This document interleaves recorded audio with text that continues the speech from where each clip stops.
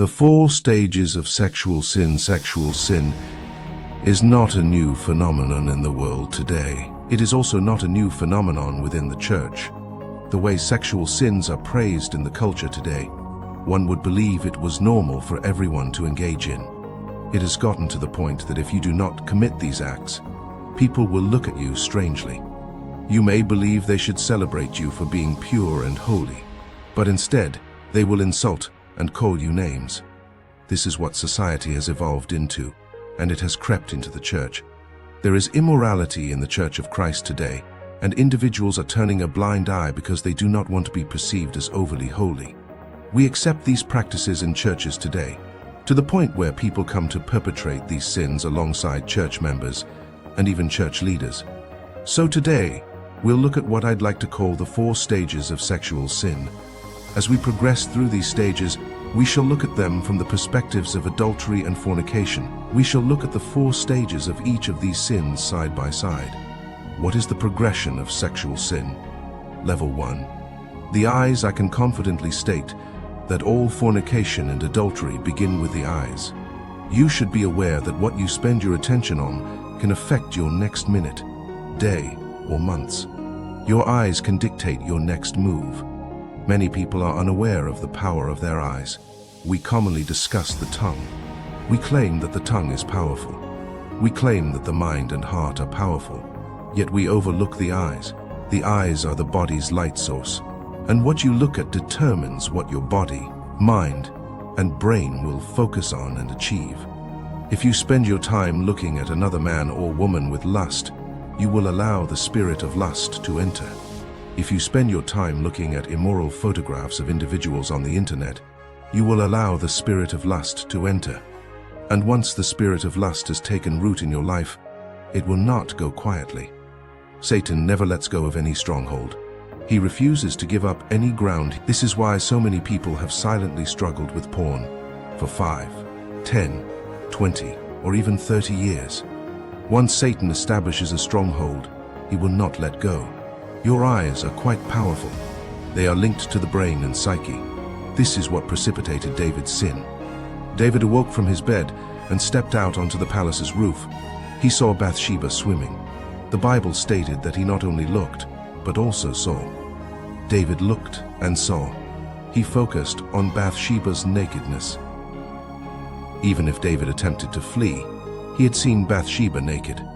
The brain had already processed what he had seen. He focused on her. 2 Samuel 11:2. KJV. And it happened that in the evening tide, David awoke from his bed and walked on the roof of the king's house. And from the roof, he observed a woman washing herself, and she was really attractive to look at. When David saw this woman, his imagination followed and told him she was gorgeous. If the eyes and thoughts are already functioning together, sin is knocking on the door of one's life. Fornication is already at the door. Adultery is already at the door. Masturbation is already at the door. What are you watching? What are you looking at? What are you looking at right now? Are you allowing lust to enter your life? Jesus issued this warning, and you must listen carefully. Matthew 5:27-28. KJV. You have heard that they of old stated, "Thou shalt not commit adultery." But I say to you that anybody who looks at a woman and lusts for her has already done adultery with her in his heart. Look, you have committed adultery only after sleeping with them. You committed adultery as soon as you began to lust after them. David's wrongdoing did not begin when he called Bathsheba. It began when he glanced at her and realized she was gorgeous. The second stage is called the act. After your eyes have seen, your mind has registered it, and your brain has stored it, the next step is to act on it. David pursued Bathsheba and slept with her. You observe young people who can't escape sexual sins. They succumb to it readily.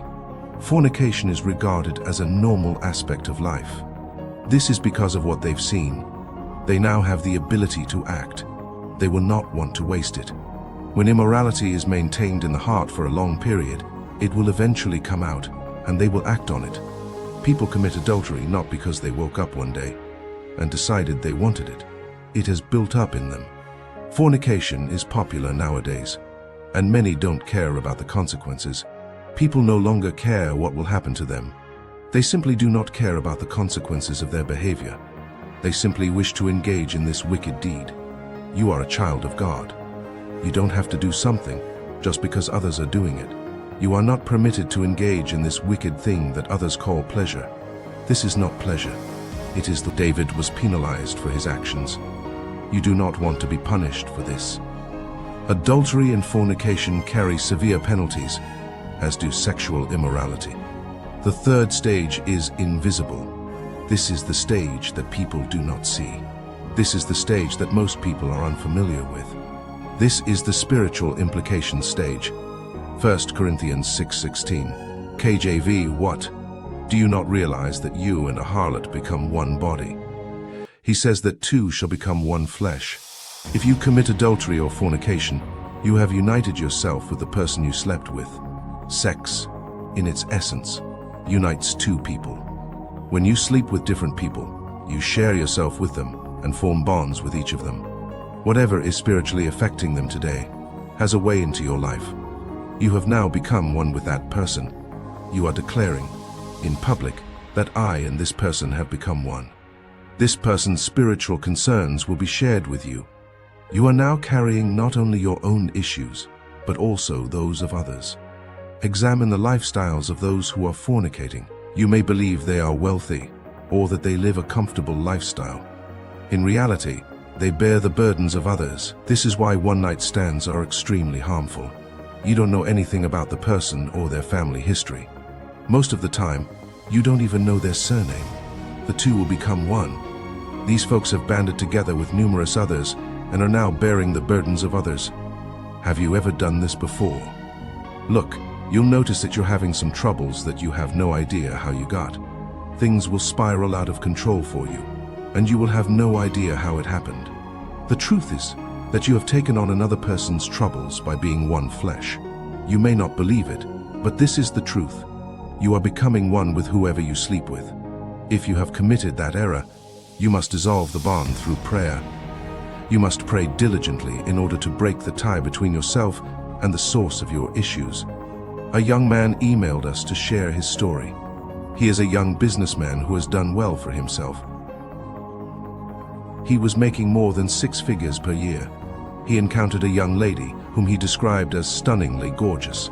She was everything he wanted in a lady. So they began dating and sleeping together. They slept together during the first week of knowing each other. They hardly knew each other. His income was halved the same week they slept together. He couldn't understand why. Nothing had changed. He worked exactly as hard as previously. He even began working harder, but his revenue was plummeting, and all he had worked for was going down the drain, forcing him to close his business. They eventually broke up, and within a week, his income returned to normal, if not exceeded it. After a few months, he reconciled with this lady he hardly knew, and they returned to their old ways, just to repeat the process. That's when he realized things would start to go wrong in his life if he committed fornication with this particular lady.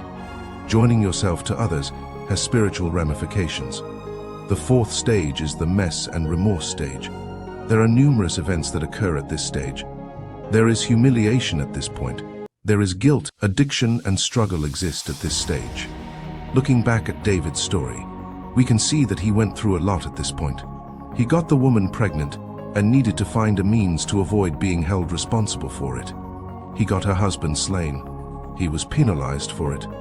All of these things embarrassed David, and he regretted it. This is the stage where you will find people who are caught in situations or relationships that they do not want to be in. They want to quit the relationship, but they can't since they're committed to that individual.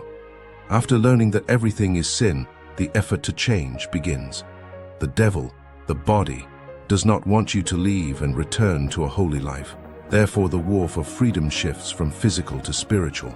And we must recognize that we are no longer fighting in the physical realm.